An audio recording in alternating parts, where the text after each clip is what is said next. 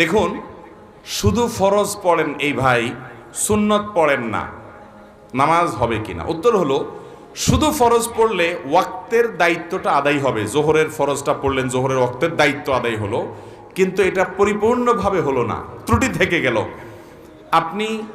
আপনি তরকারি খাইতে চাইলেন, তাহলে আপনার তরকারি খাইতে হলে সবজি লাগবে কাঁচা, পানি লাগবে, তেল লাগবে, পেঁয়াজ লাগবে, মরিচ লাগবে, লবণ লাগবে, ইত্যাদি ইত্যাদি লাগবে।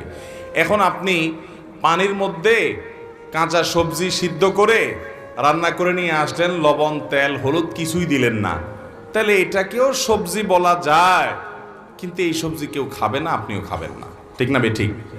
5 ওয়াক্ত ফরজ নামাজ এটা পূর্ণতা পাওয়ার জন্য এর আগে পরে যে সুন্নত নামাজগুলো আছে সেগুলো হলো এরকম।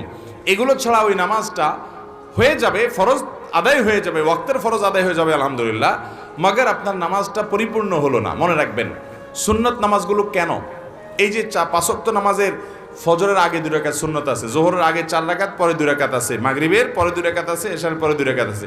এই যে সুন্নত নামাজগুলো আছে, এগুলো কেন জানেন? এগুলোর অন্যতম উদ্দেশ্য হলো যাতে করে মূল নামাজটা আমাদের সুন্দরভাবে হয়, তার জন্য প্রস্তুতি। আগেরগুলো হলো প্রস্তুতিমূলক, আর পরেরগুলো হলো পরিপূরক। সুন্নত আগেরগুলা প্রস্তুতিমূলক, পরেরগুলাকে বলতে পারেন পরিপূরক, আর সবগুলাকেই অন্য অর্থে পরিপূরক বলতে পারেন। পরিপূরক মানে কি? ধরুন, আপনি কোনো একটা সরকারি অফিসে খুব গুরুত্বপূর্ণ একটা কাজে যাচ্ছেন, এনআইডি কার্ডের ফটোকপি লাগবে, জন্ম নিবন্ধনের ফটোকপি লাগবে, খুব জরুরি একটা কাজ, আপনার বিদেশ যাওয়ার মতো ব্যাপার, ভিসার মতো ব্যাপার। আপনি ফটোকপি নিয়ে যখন যাবেন, ফটোকপি সাধারণত এনআইডি কার্ডের ফটোকপি যদি একটা লাগে, আপনি কয়টা নিয়ে যাবেন? একটাই নিবেন না 2-4টা নিবেন? বুদ্ধিমান মানুষ হলে 2-4টা সাথে নিয়ে যাবে। কেন? একটা যদি হারায় যায়, কোনো কারণে মিস হয়ে যায়, যাতে করে আমার কাজটা হয়ে যায়, হাতে রাখবে, এটা সে নিয়ে যাবে। ঠিক একইভাবে ভাইরা আমার, আপনি যখন 5 ওয়াক্ত নামাজের ফরজ নামাজ পড়বেন, কিয়ামতের ময়দানে যাবেন, আল্লাহ তাআলার কাছে দেখা গেল কোন একটা নামাজে ভেজাল ধরা পড়ছে, বাতিল হয়ে গেছে, তখন ওই সুন্নত বা নফল, অতিরিক্ত নফল নামাজ যে পড়বেন, এগুলো দিয়ে আল্লাহ তাআলা ফরজের ঘাটতি পূরণ করবেন। সেই সাথে আপনি আগে যখন সুন্নত পড়বেন, তখন মূল ফরজটা পড়তে আপনার সুবিধা হবে, মনোযোগ থাকবে। নবী করিম সাল্লাল্লাহু আলাইহি সাল্লাম ফরজ নামাজের আগে পরে সুন্নত নামাজগুলো কখনো ছাড়তেন না, নিয়মিত পড়তেন। আপনি কিভাবে নিয়মিত ছাড়েন? একবার জোহরের আগে 4 রাকাত ছুটে গেছে, তিনি পড়তে পারেন নাই মেহমান আসার কারণে, এগুলো পরে তিনি পড়ে দিয়েছেন, এরকম গুরুত্ব দিতেন। হ্যাঁ, আপনার কখনো কোনো কারণে এমন পরিবেশ হয়ে গেছে, সুন্নত পড়ার কোনো সুযোগই পাইলেন না আপনি, অসুবিধা নাই, মাঝে মধ্যে হঠাৎ কালে ভদ্রে বাদ গেছে, অসুবিধা নাই, কিন্তু নিয়মিত এরকম করলে সেটা আপনার মূল সালাতের যে প্রোফাইল আল্লাহর কাছে থাকবে, সে ফাইলটা কিছুটা হলেও ত্রুটিপূর্ণ থাকবে। এটা সুন্নত, সাধারণ সুন্নত, সুন্নতে মুআক্কাদা। আমার ফজরের নামাজ প্রায় কাজা হয়, জোহরের সাথে মিলিয়ে জোহরের আগে সেই 2 রাকাত ফজরের কাজা পড়ে নেই, আমার নামাজ কি কবুল হবে? এই পাবলিক অনেকেই আছে, ফজরের নামাজ জামাতের সাথে মসজিদে গিয়ে আদায় করার মতো মুসল্লি, মুসলমানের সংখ্যা সমাজে অনেক না বেশি? সবচেয়ে কম মুসল্লি হয় কোন নামাজে? কারণ ইবলিস জানে এই নামাজটায় হাজির হলে অনেক বেশি ফজিলত পেয়ে যাবে, জোহরের নামাজের চাইতে এই নামাজে হাজির হওয়ার গুরুত্ব বেশি, মাগরিবে এশায় হাজির হওয়ার চাইতে ফজরে হাজির হওয়ার গুরুত্ব বেশি। এটা মাসআলা আপনি না জানলে কি হয়েছে, আপনার সাথে থাকা ইবলিস জানে, এই জন্য ইবলিসে বড় রাতে আপনার ঠ্যাং টিপা শুরু করে। দেখবেন রাত 12টা 1টা 2টা পর্যন্ত ঘুম আসে না, ফেসবুক টিপতেছেন, ইউটিউব টিপতেছেন, মোবাইলে মুনাজাত ধরতেছেন, শয়তানের জিকির আজকার করতেছেন, এগুলো করতে করতে 12টা 1টা পর্যন্ত আপনার ঘুম আসে না। ঠিকই দেখবেন ফজর আজান আগ দিয়া দেখবেন এমন ঘুম আসে, অ্যালার্ম দিয়ে রাখলেও আর উঠতে মনে চায় না, ঠিক না ভাই? ঠিক। শয়তান তখন কি বলে? নবী করিম সাল্লাল্লাহু আলাইহি সাল্লাম হাদিসে বলেছেন, শয়তান বলে ফজরের আজান হয়ে গেছে, অ্যালার্ম বাজছে, দেখতেছেন ঠান্ডা মাথায়, শয়তান বলে আরে রাত এখন অনেক বাকি, অ্যালার্ম দিছে, মোবাইলের গলা টিপে ধরে অ্যালার্ম কেটে দিয়ে আবার ঘুম। আছে না নাই? ফজর পড়তে পারে না। ভাইরা আমার, ফজরের গুরুত্ব অনেক বেশি। তো যেই মানুষ ফজরের নামাজ নিয়মিত জোহরের সাথে পড়ে, অনেকে আছে দেখবেন প্রবাসে অনেক ভাই আছে 7টা 8টা 9টার দিকে উঠা ফজর পড়ে, নিয়মিত যদি এরকম হয় তাহলে তার এ নামাজ হবে? ভাইরা আমার, একবার হঠাৎ 2 মাস 4 মাস পরে 6 মাস পরে জীবনে হঠাৎ একবার হয়েছে, হ্যাঁ ফজর নামাজ আপনি উঠতে পারেন নাই, মোবাইলে অ্যালার্ম বাজছে তাও হুঁশ নাই, এটা গ্রহণযোগ্য। নবী সাল্লাল্লাহু আলাইহি সাল্লামের জীবনে একবার ফজর কাজা হয়েছে। কয়বার কাজা হয়েছে? একবার। তো আপনার জীবনে 2, 4, 10 বার এভাবে হতে পারে, কিন্তু প্রতিদিন হওয়া এটা কোনো অবস্থাতে গ্রহণযোগ্য হতে পারে। ঠান্ডা মাথায় যারা নামাজ পড়ার এশার পরে শোয়ার সময় নিয়ত করে থয় যে সকাল 8টার দিকে উঠবে, অ্যালার্ম দিয়ে থয়, তার ইমান আছে কিনা এটা নিয়ে অনেক উলামা ইকরাম সন্দেহ করেছেন। কারণ হলো ঠান্ডা মাথায় সে নামাজ পড়বে না, পরিকল্পনা করে সে শুইছে। আল্লাহ তাআলা আমাদেরকে ফজর নামাজ গুরুত্ব বোঝার তৌফিক দান করুন। আমি নিয়মিত তাহাজ্জুদ পড়ি এবং বিতির তাহাজ্জুদের পরে পড়ি, কিন্তু হঠাৎ মাঝে মধ্যে ঘুম থেকে ওঠার সমস্যার কারণে ফজরের আজান হয়ে যায়। এমত অবস্থা বিতির পড়ার হুকুম কি?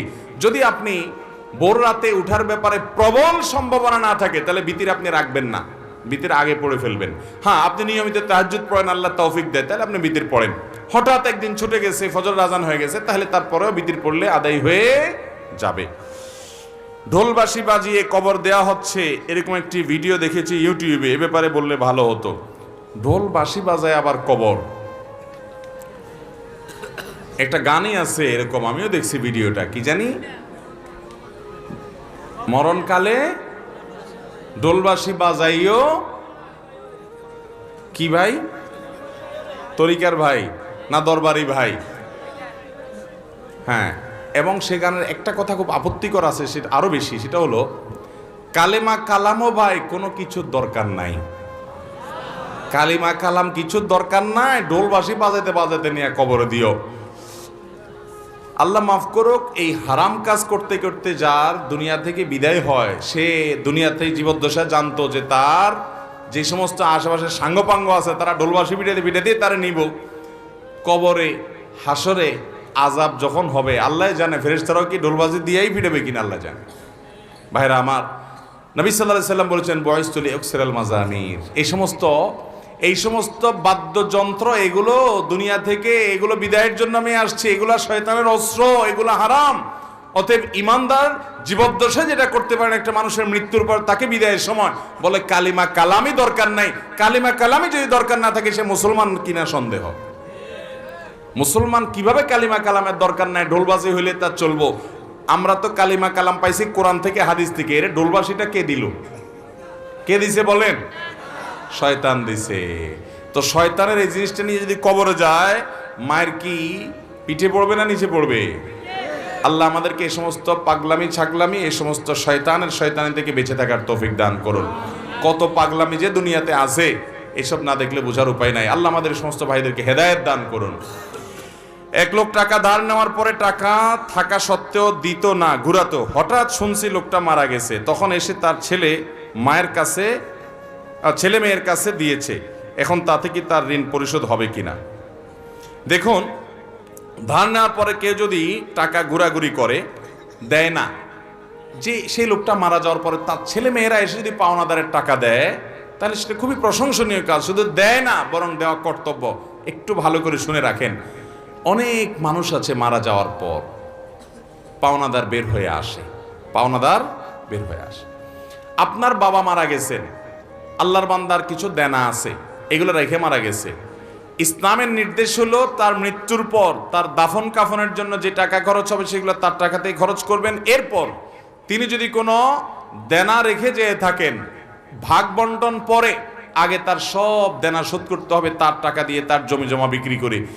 এরপরে যদি কিছু থাকে সেটা দিয়ে তার ওসিয়ত থাকলে সে ওসিয়ত 1/3 মধ্যে পূরণ হবে। 1/3 মানে তার টোটাল সম্পদের দাম 10 লাখ, তাহলে তার ওসিয়ত যত বেশি হোক না কেন 3 লাখ পর্যন্ত পূরণ হবে, এর বেশি না। বাকি যেগুলো থাকবে সেগুলো ওয়ারিসরা ভাগ করে পাবে।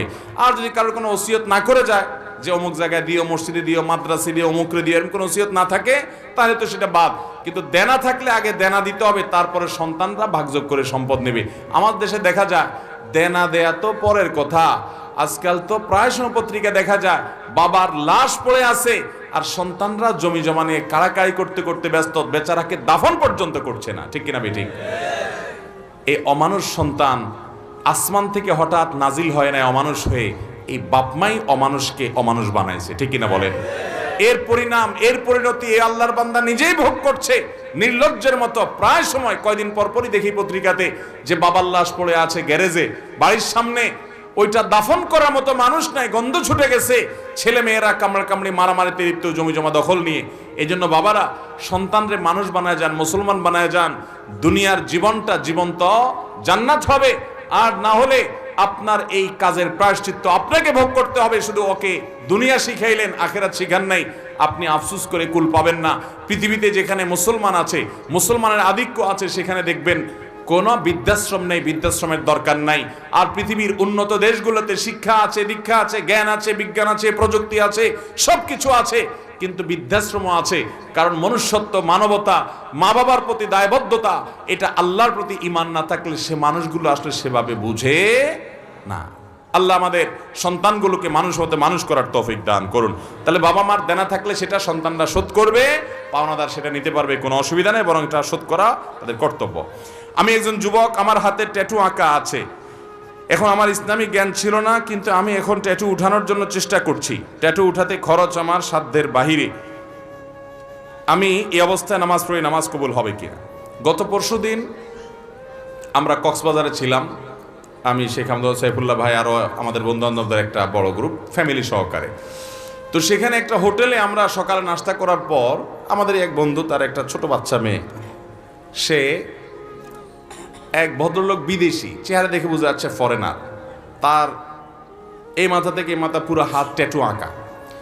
তো ওই বাচ্চাটা জিজ্ঞাসা করতেছে, আর ইউ খ্রিস্টিয়ান? তুমি কি খ্রিস্টান? ভদ্রলোকের খুব ইজ্জতে লাগছে। তো মেয়ের বাবা আমাদের পাশে ছিল, বলল যে ভাই তোমার মেয়ে আমাকে কেন জিজ্ঞেস করলো আমি খ্রিস্টান কিনা, মুসলিম। তো এটা বলার পরে মেয়েকে উনি জিজ্ঞেস করলে, এই তোমার আঙ্কেল হি ইজ মুসলিম, তুমি কেন তাই খ্রিস্টান বলছো? সেই খ্রিস্টান না। তখন মেয়ে, বাচ্চা মেয়ে বলতেছে, আমি খ্রিস্টান মনে করছিলাম এই জন্য যে আঙ্কেলের হাতে ট্যাটু আঁকা, আমি তো দেখছি সব খ্রিস্টান ইহুদিরা এগুলা করে, এই জন্য আমার ডাউট হয়েছে। একটা বাচ্চা, তার কনসেপ্ট এরকম। তাহলে এখান থেকে বোঝা যায় এটা কোনো মুসলমানের কাজ হতে পারে।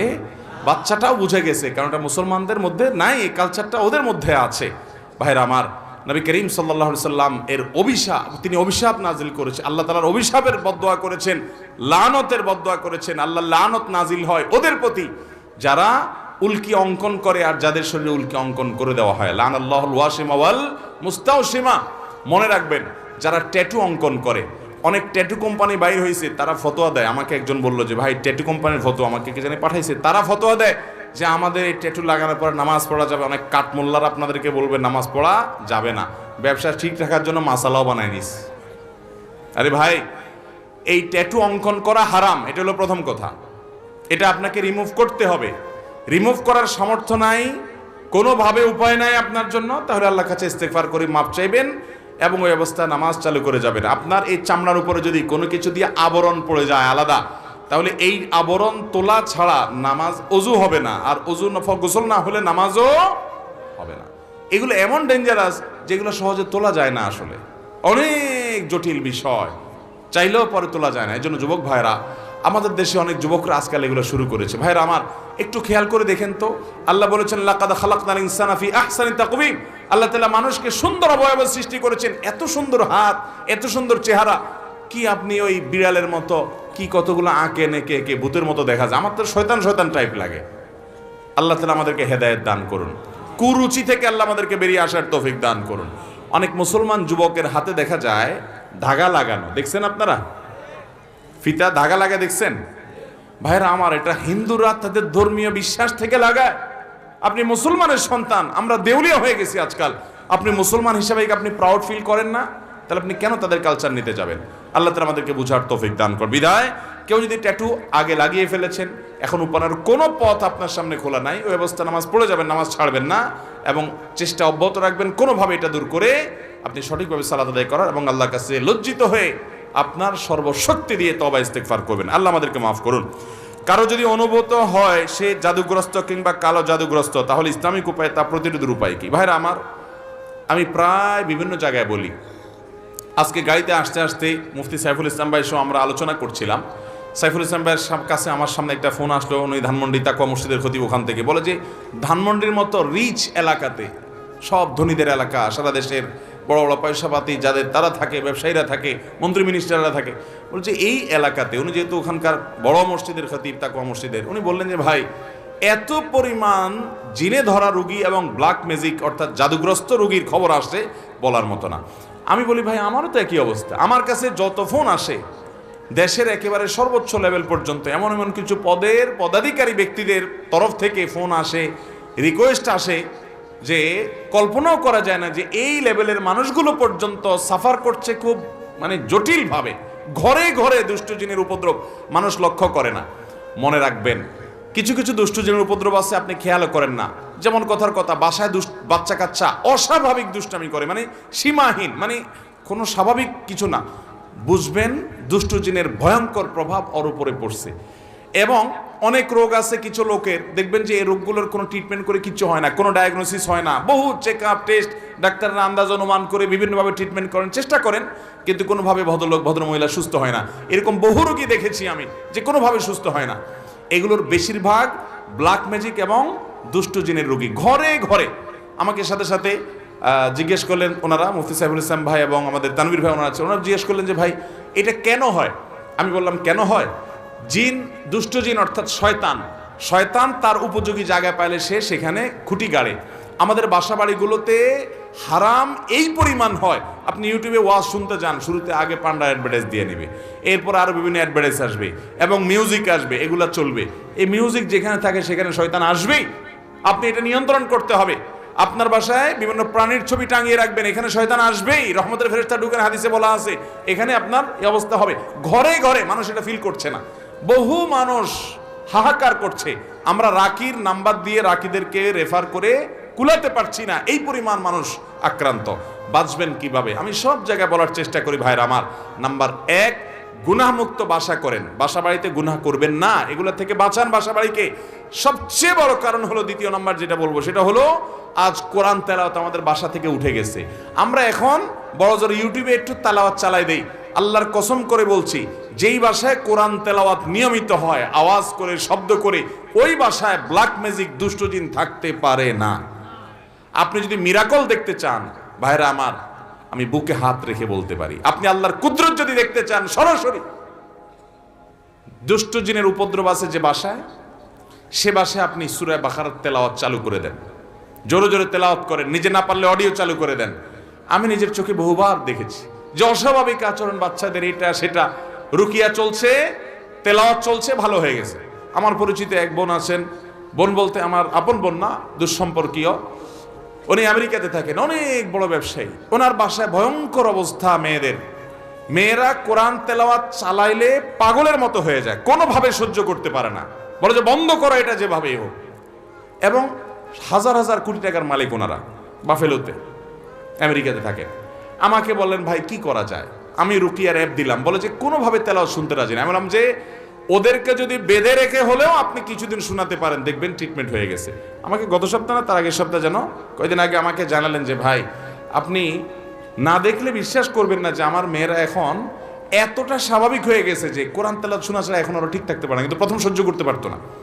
আমার বাসায়, আমি তো এলাকার সন্তান আপনাদের লক্ষ্মীপুরের, বশিকপুর আমার গ্রাম, সেখানে একদিন সকালবেলা আমার এক নিকটাত্মীয় এক ছেলেকে নিয়ে আসছে, ইয়াং ছেলে, যুবক মানুষ, সৌদি আরবে ছিল, বলে বিদেশ থেকে চলে আসছে। কি হয়েছে, সে আজানের আওয়াজ হলে শুনতে পায় না, তার পুরো শরীর বাঁকা হয়ে যায়।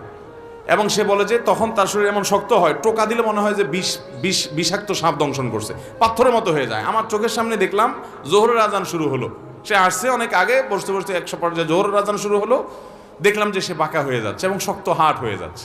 ভাইরা আমার, এগুলো কিছু হয়তো খুব দৃশ্যমান বোঝা যায়, আর ম্যাক্সিমাম ঘরে ঘরে বোঝার উপায় নেই। এটার মূল ট্রিটমেন্ট হলো কোরআনে কারিমের তেলাওয়াত। আজ মুসলমানের ঘরে কোরআন তেলাওয়াত, মুসলমানের যুবকরা আজ গান শুনে, আজ ঘরে ঘরে মহিলাদের মোবাইলে হারাম জিনিস দেখে, পর্ন ভিডিও এত পরিমাণ দেখে যুবকরা। এমন একজন যুবক পাওয়া হাজার হাজার যুবকের মধ্যে কঠিন হয়ে গেছে, যেই যুবক বুকে হাত দিয়ে দাঁড়িয়ে বলতে পারবে এই দুই চোখ জীবনে কোনোদিন কোনো নোংরা ভিডিও দেখে নাই, আলহামদুলিল্লাহ। এরকম যুবক পাওয়া যায় না ভাইরা। চ্যালেঞ্জের ব্যাপার, জীবন ধ্বংস হয়ে যাচ্ছে, সব জাহান্নামের দিকে দৌড়াচ্ছে, আপনাকে বিকল্প পথে যেতে হবে।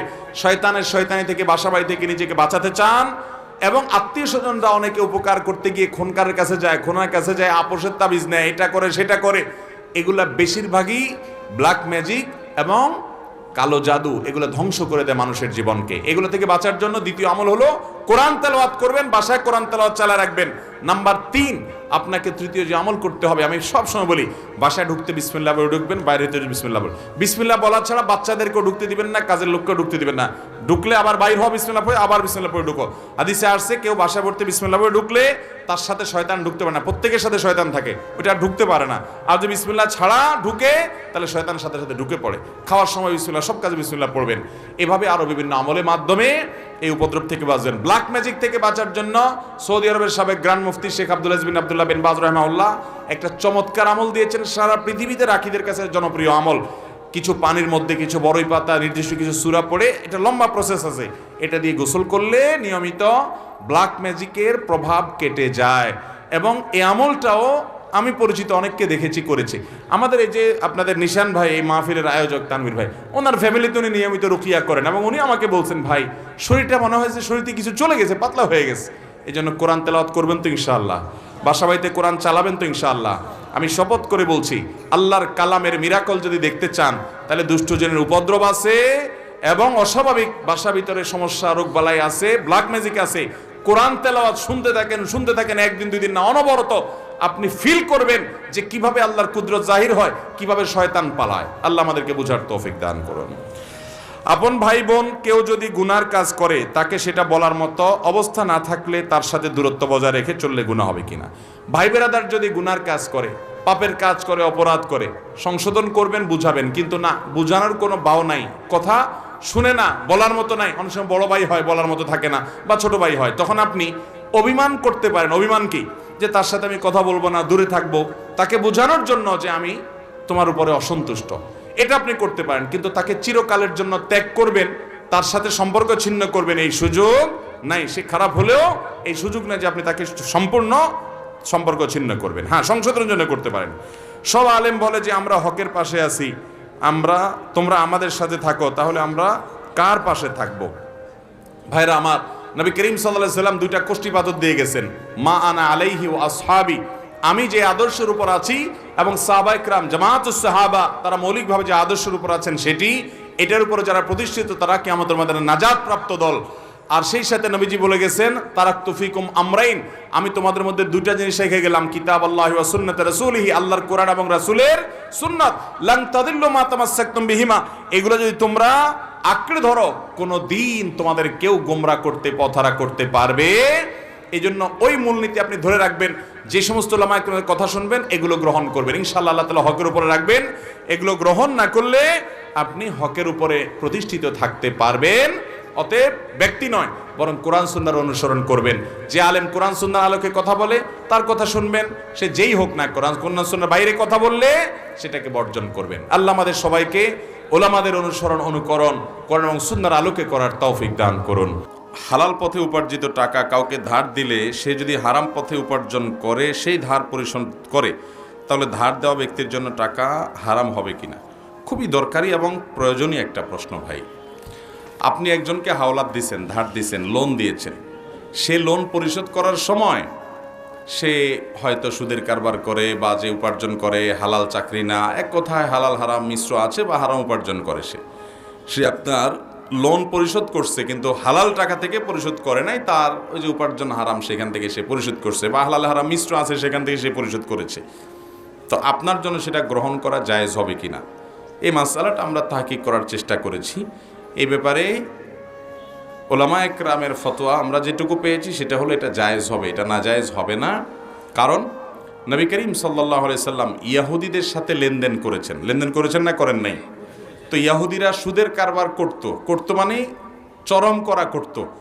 সুদের প্রতিষ্ঠাতাই ছিল ইয়াহুদিরা, সুদের সবচাইতে আদি মহাজনী হলো ইয়াহুদিরা। নবী করিম সাল্লাল্লাহু আলাইহি ওয়াসাল্লামের হাদিসে ব্যাপারে স্পষ্ট বক্তব্য আছে, ইয়াহুদিদের সাথে সুদের একটা বিশেষ সম্পর্ক। মদিনার সুদের প্রতিষ্ঠাই করেছে তারা। তো সুদের কারবার করত বা অন্যান্য হালাল হারাম তো আর মুসলমানদের মতো তারা বাজ বিচার করতো না। তো তাদের সাথে লেনদেন নবী সাল্লাল্লাহু আলাইহি ওয়াসাল্লাম করতেন। শুধু নবী করিম সাল্লাল্লাহু আলাইহি ওয়াসাল্লাম কেন, এই যুগেও কোনো মুসলমানের সাথে আমরা লেনদেন করলে, টাকা পয়সা ধার নিলে বা দিলে, এটা জায়েজ না জায়েজ? জায়েজ কিনা? তাহলে তারা কিভাবে উপার্জন করছে সেটা তো আর আমরা দেখছি না। এই জন্য পাওনাদার তিনি পাওনা হিসাবে দেনাদারের কাছ থেকে যেটা পাচ্ছেন তার প্রাপ্য টাকা, সেটা তার জন্য নেওয়া জায়েজ হবে। এমনকি দেনাদার যিনি পাওনা পরিশোধ করলেন তিনি হালাল হারাম বাজবিচার ছাড়া তার মিশ্র উপার্জন যদি থাকে, তারপরেও এটা পাওনাদারের জন্য গ্রহণ করাটা কি হবে না, হারাম হবে। কথা কি বুঝতে পারছি? এবং এ ব্যাপারে পাকিস্তানের বিন্নুরি টাউনের ওলামা একরাম মুফতিদের ফতোয়াও আছে একই রকম, যে এটা পাওনাদারের জন্য হারাম হবে না যদি দেনাদার হারাম উপার্জন থেকে দেয়। আল্লাহু আ'লাম বিসওয়াব। এরপরে প্রশ্ন হলো, আমার বাবা একজন অটো চালক, প্রবাসে থাকে প্রবাস থেকে ফিরে তিনি আমাদের না জানিয়ে কিস্তি নেন এবং অটো ক্রয় করেন। আপনার কাছে আমার প্রশ্ন, তার দৈনন্দিন রোজগারের টাকা হালাল হবে কিনা এবং এক্ষেত্রে আমাদের করণীয় কি? আল্লাহ মাফ করুন, সুদে কিস্তি নেওয়া বলতে সুদের কিস্তির কথা বুঝেছেন নিশ্চয়ই। সুদের লোন নিয়ে অটো কেনা বা দোকানদারি করা, বিভিন্ন কিছু করা, এটা আজকাল আমাদের দেশে একটা ব্যাপকভাবে এটা ছড়িয়ে গেছে। আমি গত পরশুদিন কক্সবাজারের মহেশখালীর এক মাহফিলে গেছি, একেবারে শেষ মাথায়, অনেক দুর্গম পথ। তো আমি একটা বিষয় আলোচনা করব, পরিকল্পনা নিয়ে গেছি। সেখানে একটা বড় মাদ্রাসা, চট্টগ্রামের দাউল মারিফ মাদ্রাসার একজন মুহাদ্দিস, ওনার মাদ্রাসা, উনি প্রসঙ্গত বললেন, ভাই আমাদের এখানে সুদে ছেয়ে গেছে প্রতিটা ঘর, অথচ সেখানে আপনার সম্ভবত বিদ্যুতের একটা প্রকল্প আছে বড়, সেখান থেকে মানুষ উপার্জন হয়, সমুদ্র থেকে মাছ আহরণ করে তারা উপার্জন করতে পারে, অনেক পথ আছে, তারপরেও এনজিওগুলো থেকে সুদ নিয়ে তারা সবাই দাঁড়াচ্ছে। তখন আমি সুদ নিয়ে কিছু কথা বলার চেষ্টা করলাম। ভাইরা আমার, আল্লাহর জমিনে যত হারাম আছে, যত হারাম উপার্জন আছে, সুদের চাইতে ভয়াবহ কোনো হারাম উপার্জন আর আপনি 1 কেজি গরুর গোশত, 1 কেজি কুকুরের গোশত বা শুকুরের গোশত যদি রান্না করে খান, তাতে গুনাহ তো হবে নাকি? শুকুর এবং কুকুরের গোশত খাওয়া কি হালাল না হারাম? আপনি জবাই করে রান্না করে খাইলেন, গুনাহ হবে। এর কারণে আপনার আমলনামা গুনাহ যত পরিমাণ লেখা হবে, এই গুনাহ এবং পাপের মাত্রা যতটা হবে, আপনি সুদের কারবার করে বাজার থেকে হালাল গরুর গোশত কিনে আনছেন, ওই সুদের লাভ দিয়া, টাকা দিয়া। তো মনে রাখবেন, ওই কুকুরের গোশত আর শুকুরের গোশত খাইলে যে পরিমাণ গুনাহ হবে, সুদের কারবার করে ওই টাকা দিয়ে খাইলে তার চেয়ে বেশি গুনাহ হবে।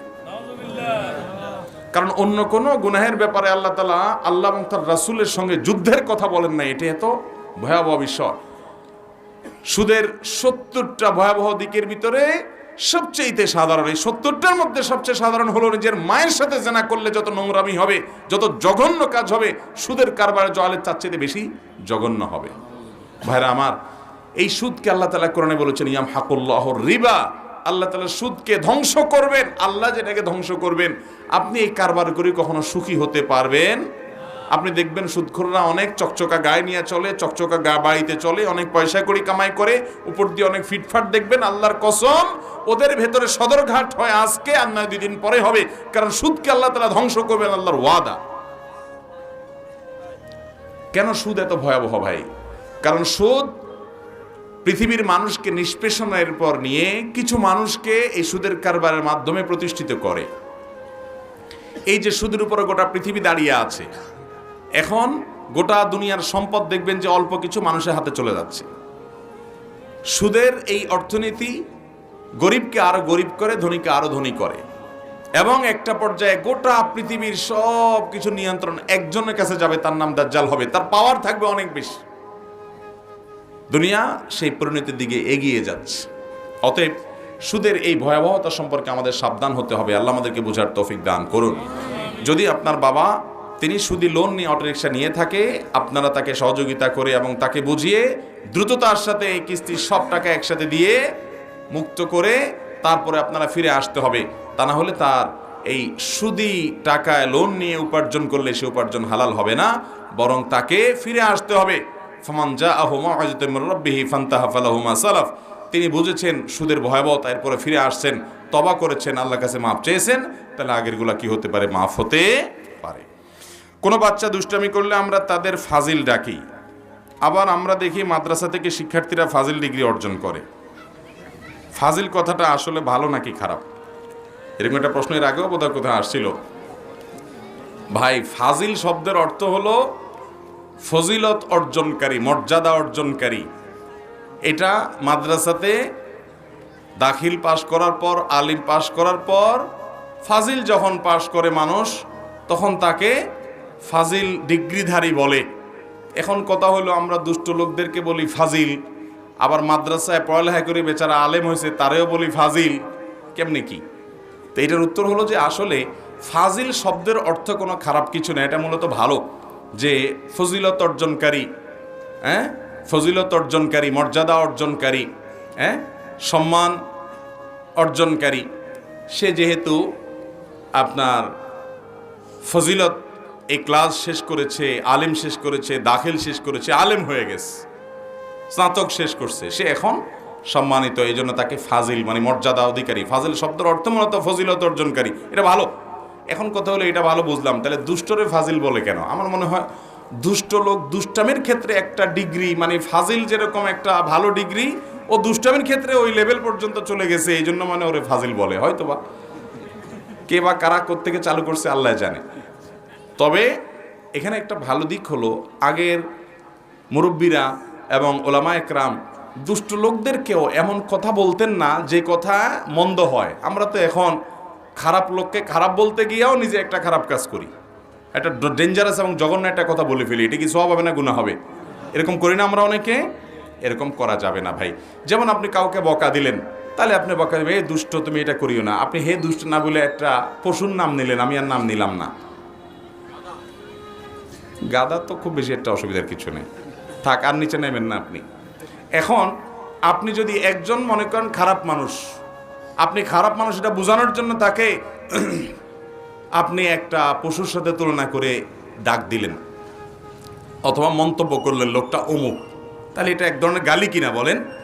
আর ইমানদার অন্য মুসলমানকে গালি দিবে না। নির্দিষ্ট কোনো ব্যক্তিকে ব্যবহার ধরে আপনার গালাগালি করা, গালিবাজি করা, এটা জায়েজ নাই। বিধায় এগুলো আমরা করব না। আমি এটা এখান থেকে বলছি যে দুষ্টামি করেছে, তারপরও তাকে বলছে দুষ্টামি করতে করতে তুমি এমন পর্যায়ে পড়ছো যে মানুষ পড়ালেখা করে করে ফাজিল পাস করে, তুমি দুষ্টামির ক্ষেত্রে ফাজিলে চলে গেছো, এই জন্য হয়তো ফাজিল বলে টলে আর কি। আল্লাহ ভালো জানেন, আর কোনো ভালো ব্যাখ্যা আছে কিনা এর হাকিকত কি, আমি এটা শুধুমাত্র আমার ধারণা থেকে বলা, আল্লাহ আলাম।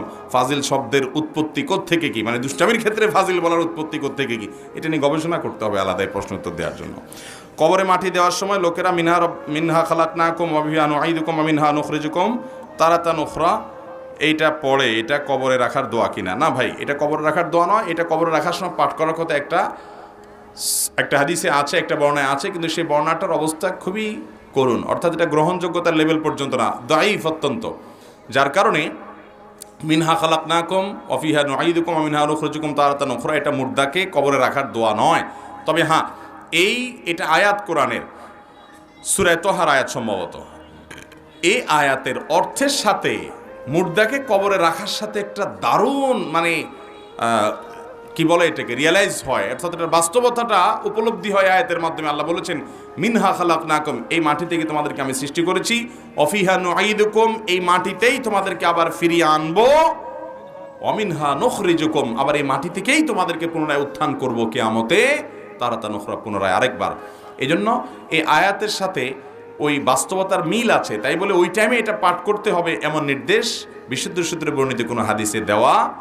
মুর্দাকে কবরে রাখার সময় যে দোয়া পড়বেন, তিরমিজি শরীফ হাদিস কিতাবে বর্ণিত হয়েছে, সেটা হলো বিসমিল্লাহি আলা মিল্লাতি রাসূলিল্লাহ, কোন কোন বর্ণনা আছে বিসমিল্লাহি আলা সুন্নতি রাসূলিল্লাহ। এটা হলো মুর্দাকে রাখার দোয়া। এছাড়া মুর্দাকে রাখার সময় আপনি সেখান থেকে শিক্ষা গ্রহণ করবেন, নিজে সেখানে চলে যেতে হবে সেই চিন্তা ভাবনা করবেন, মুর্দার জন্য কবর দেওয়ার পরে দোয়া করবেন, এগুলো হলো সুন্নাহসম্মত আমল। আল্লাহর আইন সবার জন্য সমান, তাহলে আদম আলাইহিসসালামের আমলে মারা যাওয়া ব্যক্তি ও হযরত মুহাম্মদ সাল্লাল্লাহু আলাইহি সাল্লামের আমলে মারা যাওয়া ব্যক্তির কবরের শাস্তি বা শান্তির সময়কাল ভিন্ন কেন? এই প্রশ্ন উত্তরের আগেও কোথাও সম্ভবত আমি দিয়েছি। এটা আমাদের অনেক নাস্তিক ভাইদের বেশ একটা, ওনারা মনে করেন বেশ একটা দারুণ প্রশ্ন ওনারা করে ফেলেছেন। আসলে এটা কোনো প্রশ্ন না, প্রশ্নের জাতও না। কেন আমি বলি, আল্লাহ রাব্বুল আলামিন আজ থেকে হাজার হাজার বছর আগে যে পাপিষ্ঠ মারা গেছে, তারে মারা যাওয়ার পরে কবরে সোয়াল যাওয়ার পরে শাস্তি শুরু করেছেন। এটি কোরআনে কারিমের আয়াত দ্বারা প্রমাণিত। কবরের আযাব সত্য, আহলে সুন্নাত জামাতের গুরুত্বপূর্ণ একটা আকীদা, যে কবরে পাপিষ্ঠদের শাস্তি আর নেককারদের নেয়ামত কবর থেকে শুরু হবে, অলৌকিকভাবে সেটা হবে। এখন কথা হলো, সে হাজার হাজার বছর আগে মারা গেছে, তারও কবরের শাস্তি হচ্ছে হাজার হাজার বছর ধরে, আর যে হাজার বছর পরে মারা গেল তার এখন ধরেন কিয়ামতের আগ মুহূর্তে মারা গেল, তার শাস্তি মাত্র তার কথার কথা মৃত্যু 10 বছর পরে কিয়ামত হয়ে গেল, তাহলে 10 বছর সে শাস্তি পেল, আরেকজন অনেক বছর পাইলো, তাহলে দুজনের প্রতি তো ইনসাফ হলো না, একজনের বেশি শাস্তি একজনের কম শাস্তি দিল।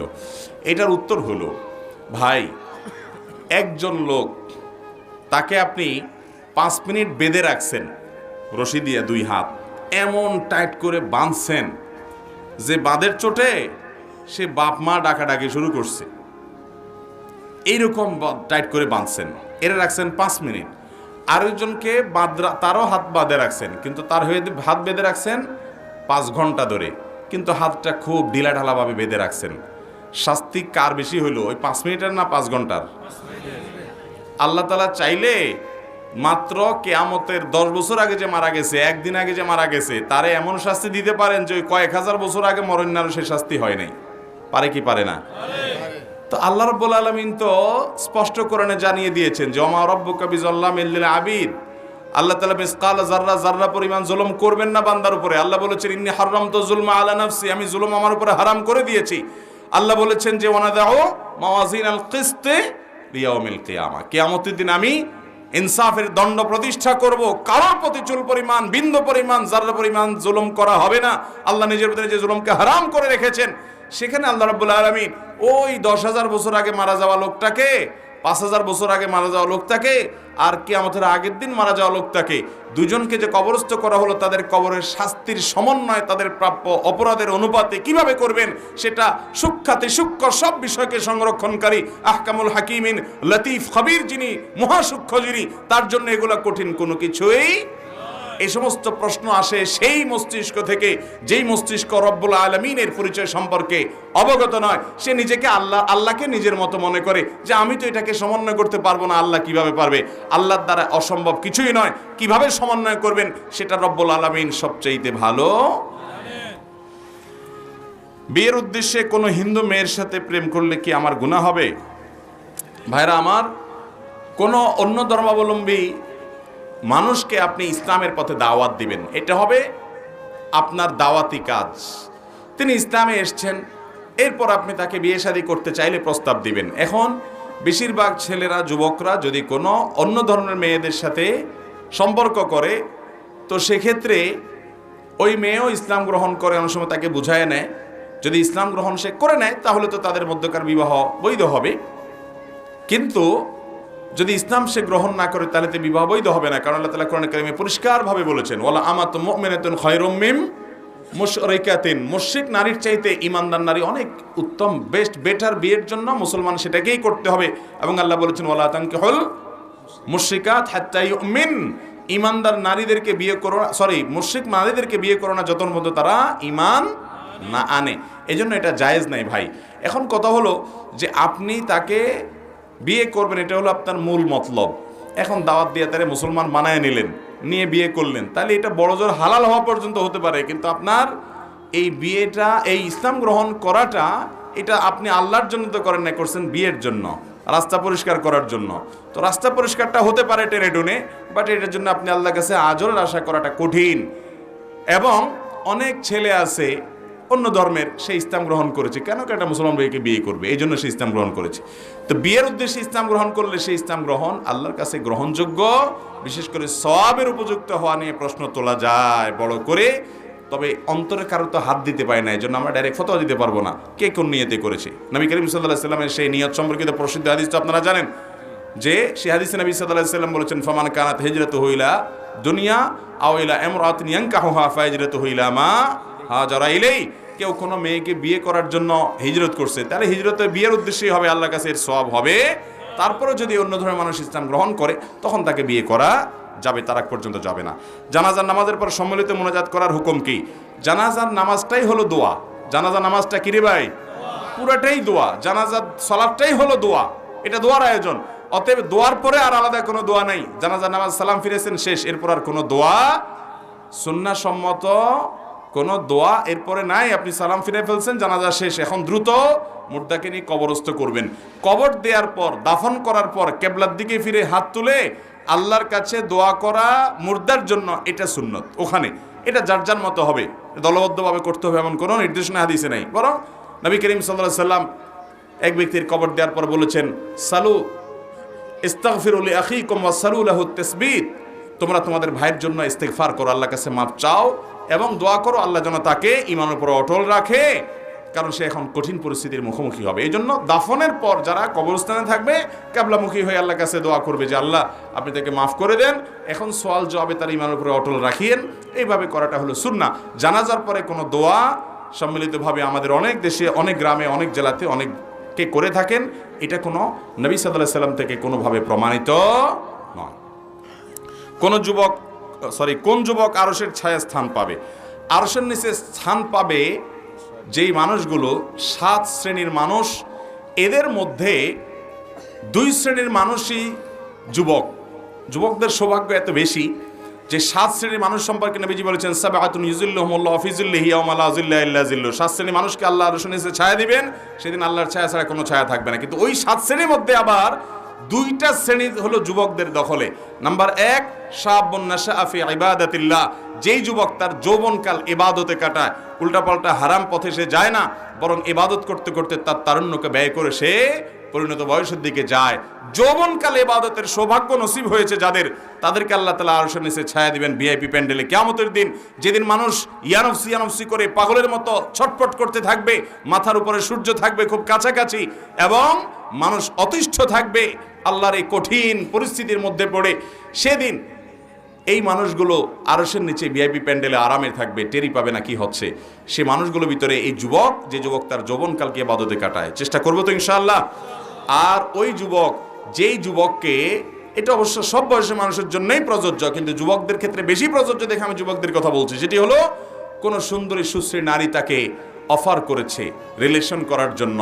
সে বলেছে ইন্নী আখাফুল্লাহ, আমি জানি চাইলেই আমি তোমার সাথে রিলেশন করতে পারি, সমাজে অনেকেই করে, কিন্তু আমি আল্লাহকে ভয় পাই, হারাম, আল্লাহর কাছে জবাবদিহি করতে হবে। এই তারুণ্য সম্পর্কে জিজ্ঞাসা করা হবে, ওয়ান শাবাবিহি ফিমা আবলাহ, কিভাবে তার যৌবনকালকে কাটিয়েছে, আলাদা জিজ্ঞাসা করা হবে। আমি কি জবাব দিব? আমি এই জন্য তোমার এই অফারকে বিনয়ের সাথে ডিনাই করে দিলাম। আমি বৈধ ভালোবাসা আমার স্ত্রীর জন্য আমি অপেক্ষা করছি। কোন যুবক যদি এরকম কোন অফারগুলোকে ডিনাই করে তার যৌবনকালকে কাটাতে পারে, সেও আরশের নিচে ছায়া পাবে ইনশাআল্লাহ। চেষ্টা করা যাবে না যুবক ভাইরা ইনশাআল্লাহ? আর যদি ঢিলা হয়ে যান তো যেখানে যেটা পাবেন কাইত হয়ে যাবেন। মেরুদণ্ড যদি সোজা থাকে, স্ট্রং থাকে, সুস্থ যদি থাকেন, তাহলে হারামকে না করার মতো ইমানের শক্তি রাখবেন তো ইনশাআল্লাহ। আল্লাহ আমাদের তৌফিক দান করুক। হ্যাঁ, ভালো কথা। মেয়েরা যদি রিলেশন ফিরে দেয় তারাও পাবে ইনশাআল্লাহ। আল্লাহ তাআলা আমাদেরকে এই হারাম এবং অন্যায় অফারকে ফিরিয়ে দেওয়ার তৌফিক দান করুন। জানাজা সালাতের আগে মৃত ব্যক্তিটি কেমন উপস্থিত লোকদের কাছ থেকে সাক্ষ্য নেওয়ার শরীয়ী বিধান কি? ভাই, এরকম একটা ট্র্যাডিশন আমাদের দেশে আছে, মানুষ মারা যাওয়ার পরে দাঁড়ায় জিজ্ঞাসা করে, ভাই লোকটা কেমন ছিল? সবাই বলে ভালো ছিল। এই সবাই ভালো ছিল, লোকটা আসলে খারাপ ছিল, এই ভালো ছিল বলার কোনো মানে আছে? সবাই মিলে বললো লোকটা ভালো ছিল, আসলে লোকটা খারাপ ছিল, তো এই সবাই বলা বলিতে কিছু আসে? এই লোকটা যদি জীবদ্দশাতে আসলেই ভালো থেকে থাকে, তাহলে সে আল্লাহর কাছে আজর পাবে, খারাপ হলে শাস্তি পাবে। এখানে মানুষ কি বললো বা না বললো তাতে কিছু আসে? জানাজার লাশকে রেখে দুনিয়ার আবল তাবল কাজ আমাদের দেশে করে।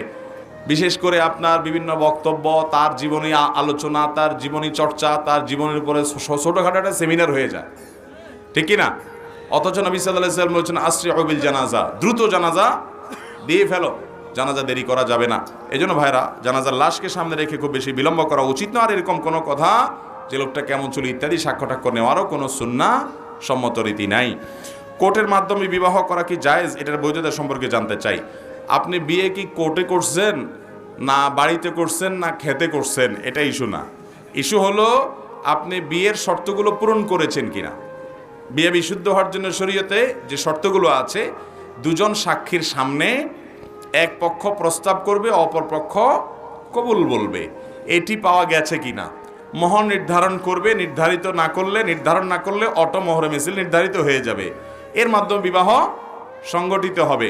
এখন কোর্টে গেছেন, সাক্ষী ছিল না, কাগজে কলমে বিয়ে করেছেন, সেখানে সাক্ষী নাই, তাহলে সেক্ষেত্রে বিয়ে হবে?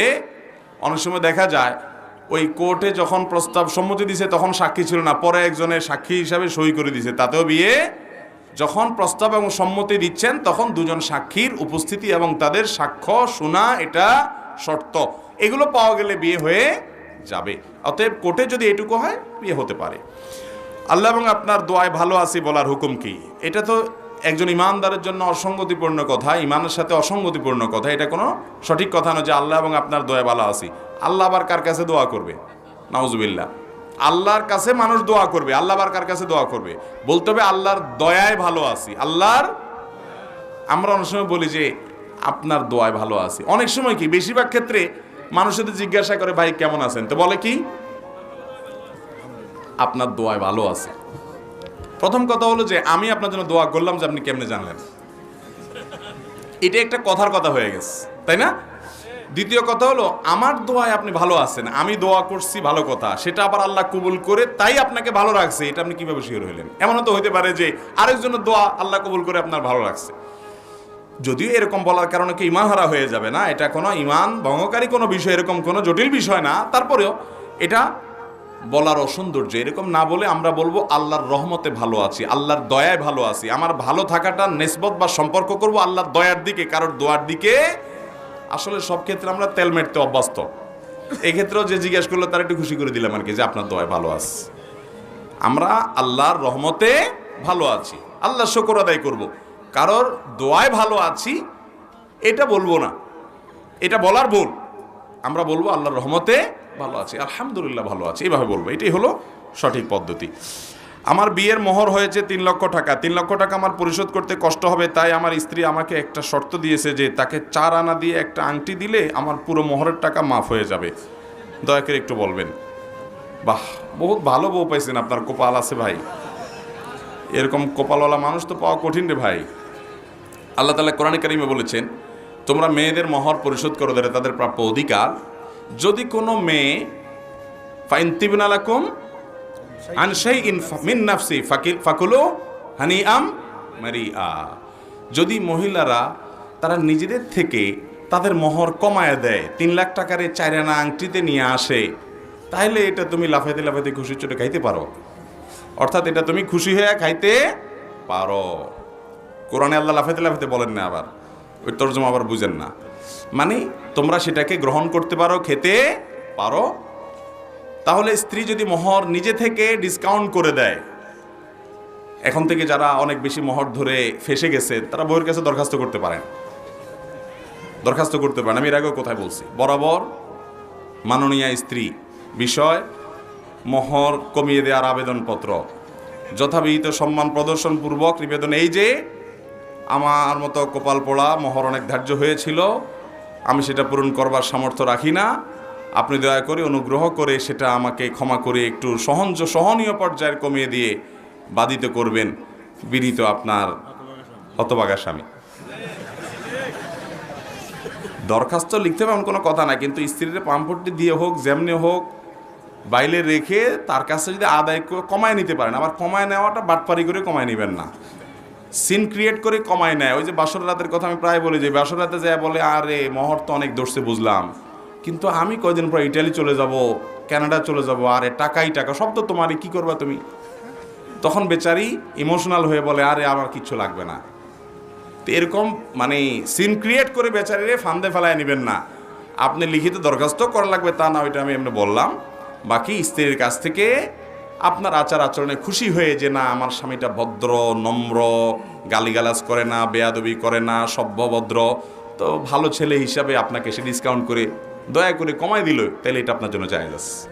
অতএব 3 লাখ টাকার মোহর যদি স্ত্রী নিজে বলে ঠিক আছে 4 আনা আংটি দিয়ে দিলে আমি খুশি, আর 3 লাখের দাবি থাকবে না, তো সেটা হতে পারে, জায়েজ হবে। হ্যাঁ, সুন্দর প্রশ্ন। মোহর দিচ্ছেন নি আপনি?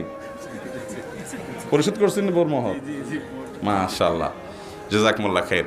আমি বিভিন্ন জায়গায় হাত তোলাই, কয়জন মোহর দিচ্ছেন, বেশি একটা হাত পাই না। এখানে তোলাইলেও এখন ধরা খাওয়া যাবে বেশি লোক। হুজুরদের দেখবেন সবার আগে হাত তুলছে, কারণ হুজুররা আলহামদুলিল্লাহ এই কাম করে না। আপনাদের মতো 20 লাখ 30 লাখের এই বাটপারি মার্কা মোহরও ধরে না, আর বইয়ের সাথে চিটারিও করে না হুজুররা আলহামদুলিল্লাহ।